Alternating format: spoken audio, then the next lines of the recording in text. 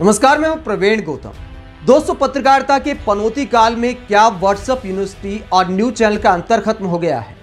और जब कोई इतिहासकार चित्रा त्रिपाठी जैसे एंकरों को समझाता है कि मैडम थोड़ी किताबें पढ़ा करिए, तो चित्रा मैडम को गुस्सा आ जाता है। इतिहासकार को ही 2 रुपए का ट्रोलर बता देती हैं।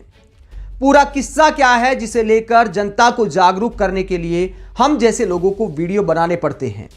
दरअसल इतिहासकार अशोक कुमार पांडे आज तक के कार्यक्रम साहित्य आज तक में जाते हैं और चित्रा त्रिपाठी उनका इंटरव्यू करती हैं। डिस्कशन प्रोग्राम है, उसमें इतिहासकार अशोक कुमार पांडे कहते हैं कि वीर सावरकर ने 6 बार माफी मांगी और उसका जिक्र उन्होंने किया।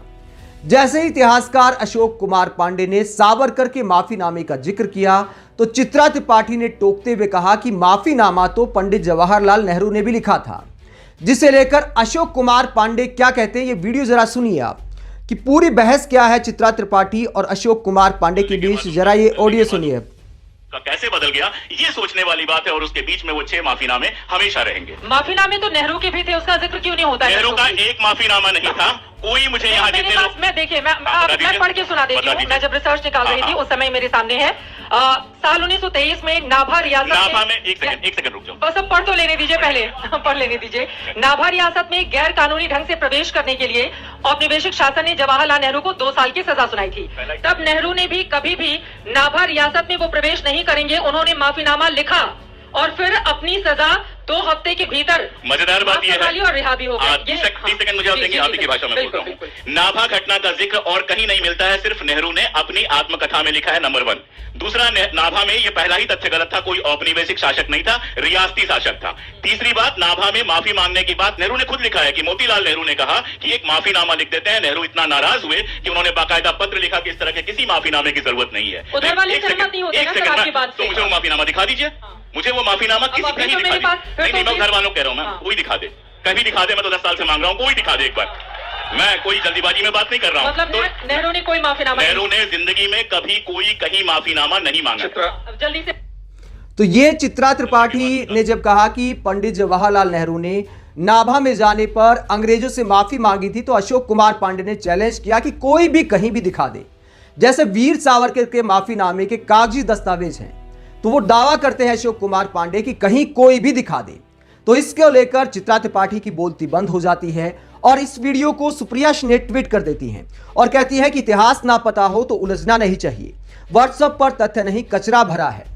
दोस्तों, सुप्रिया ने जब ये वीडियो पोस्ट किया तो चित्रा मैडम को बुरा लग गया और इतिहासकार अशोक कुमार पांडे पर राजनीतिक दलों का सहारा करने का आरोप लगा दिया और एक लंबा चौड़ा पोस्ट लिखते हुए क्या कहा, जरा सुनिए। जब एक इतिहासकार अपने आप को ऊपर उठाने के लिए राजनीतिक दलों के ट्वीट का सहारा लेने लगे, तो उसके इतिहास की समझ में कितना दम होगा ये बताने की जरूरत नहीं। मुझे ये आदमी विद्वान लगता था, मगर कल से लेकर अभी तक आपकी हरकतें 2 रुपए के ट्रोलर की तरह हैं। तीसरा स्नैपशॉट उस आर्टिकल का लगा रही हूं जो आपको पढ़ने की जरूरत है। मिस्टर अशोक कश्मीर, आपको ये गलतफहमी नहीं पालनी चाहिए कि जो आपने पढ़ा है इतिहास बस उतना ही है। 2 रुपए वाला ट्रोलर बनने से ज्यादा अच्छा है इतिहासकार बने रहिए।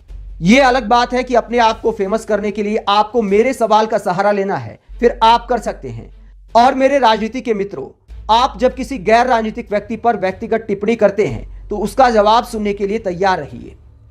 दोस्तों, कमाल यह है कि चित्रा त्रिपाठी ने सुप्रिया और अशोक कुमार पांडे पर कटाक्ष करते हुए जो आर्टिकल शेयर किए वो भी व्हाट्सएप यूनिवर्सिटी के हैं। जी न्यूज जैसे चैनलों ने ऐसी खबरें चलाई हैं और इसके आधार पर चित्रा त्रिपाठी 2 रुपए का ट्रोलर बता रही हैं इतिहासकार अशोक कुमार पांडे को, जो उनके मंच पर उनको चैलेंज कराए कि अगर माफीनामा मांगा था तो एक भी सबूत दिखा दीजिए। जैसे सावरकर के माफीनामे पर सबूत है, बाकायदा कागजी दस्तावेज हैं। लेकिन बहुत सारी राइट विंग की विचारधारा के लोग इस तरह के आर्टिकल लिखते हैं। गूगल पर सच्ची झूठी सब तरह की कहानियां देखने को मिलती हैं, लेकिन एक न्यूज एंकर को तभी बोलना चाहिए जब उसके कागजी दस्तावेज हों, पढ़ाई करके बोलना चाहिए। और जब चित्रा त्रिपाठी ने अशोक कुमार को 2 रुपए का ट्रोलर बताया, तो अशोक कुमार पांडे ने फिर चित्रा को चैलेंज करते हुए क्या कहा, जरा सुनिए। अशोक कुमार पांडे ने चित्रा त्रिपाठी को जवाब देते हुए कहा, चित्रा जी, कल आपके व्यवहार से आपके लिए सम्मान जागा था, लेकिन बड़ी जल्दी आपने साबित कर दिया कि आप वही हैं जो आपको कहा जा रहा है। आगे ये कि कल भी आप रिसर्च के नाम पर ऐसा ही कोई स्टेटस पढ़ रही थी, आज भी किसी न्यूज चैनल पर छपे लेख का स्क्रीनशॉट पेश कर रही हैं। खुली चुनौती दी थी, जाइए माफीनामा ले आइए, किसी एक प्रमाणिक किताब से कोट कीजिए। लगता है कि कल डांट काफी पड़ गई आपको अपने बॉसेस से।